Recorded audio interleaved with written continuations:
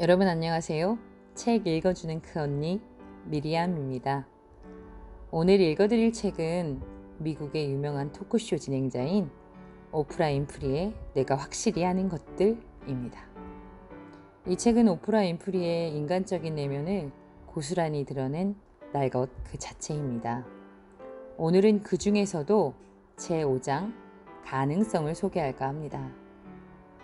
먼저 이 장이 여는 말은 다음과 같습니다. 미국의 시인이자 극작가인 에드나 세인트 빈센트 밀레이는 이렇게 말했습니다. 날아올라라. 전기를 들이마시고 이제껏 드러나지 않은 것을 보라. 떠나라. 헤매어라. 하지만 위로 오르라. 과연 오프라는 우리에게 어떤 가능성을 열어줄까요? 그럼 지금부터 읽어보도록 하겠습니다. 어떻게 하면 나의 잠재력을 더 강하게 발현할 수 있을까? 지금도 나는 나에게 이런 질문을 하곤 한다.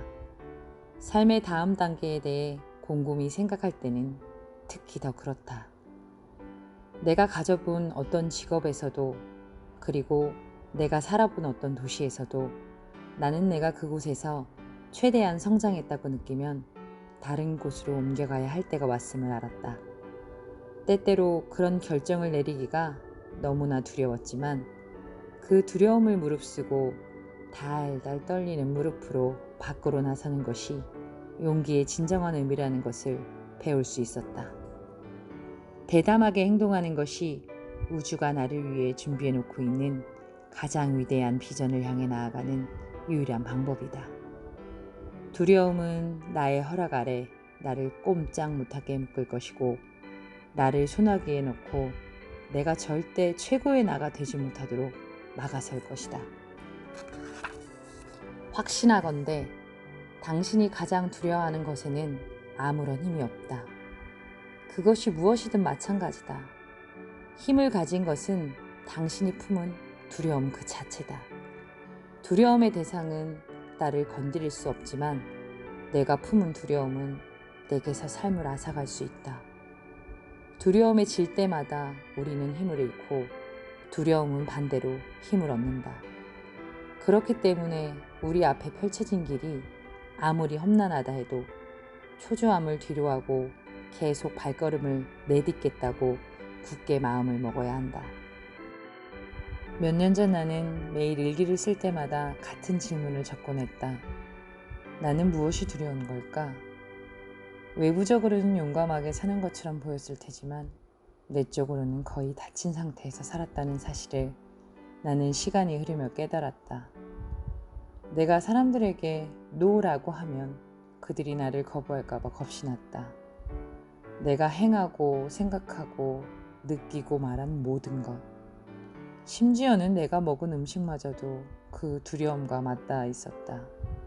두려움은 나 자신이 진정 어떤 사람인지를 알아차리지 못하게 막았고 두려움이 그런 행패를 부리도록 허락한 것은 바로 나였다.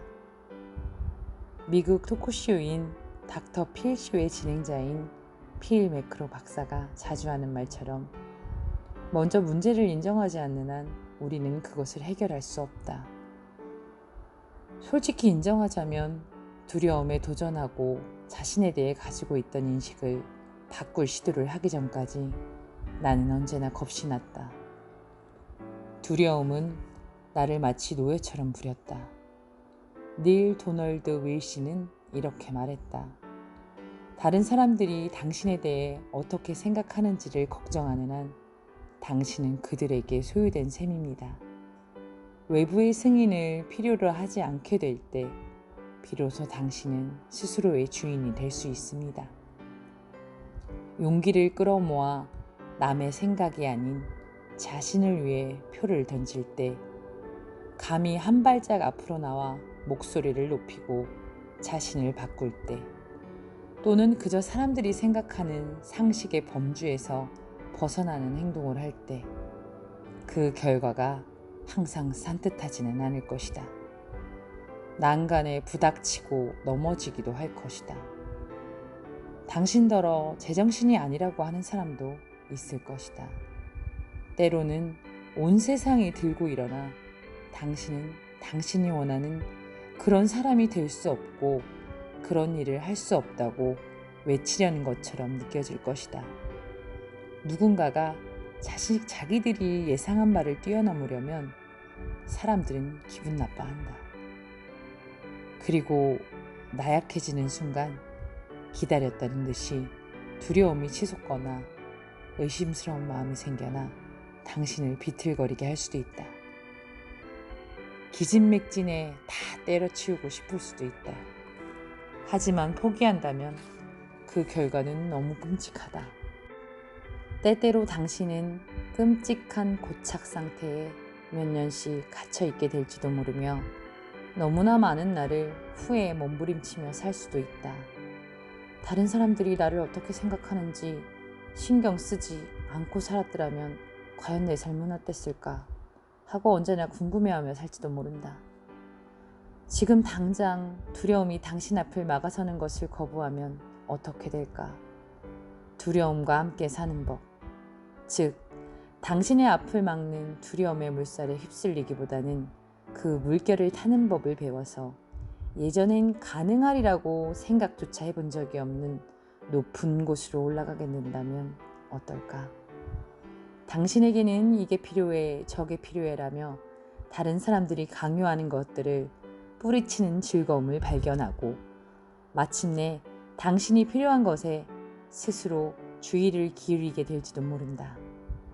당신은 자기 자신을 제외한 다른 사람들에게 아무것도 증명할 필요가 없다. 그것이 바로 당신이 궁극적으로 배워야 하는 교훈이다. 두려움 없이 산다는 것, 그리고 최고의 삶을 향해 계속 나아간다는 것의 진정한 의미다.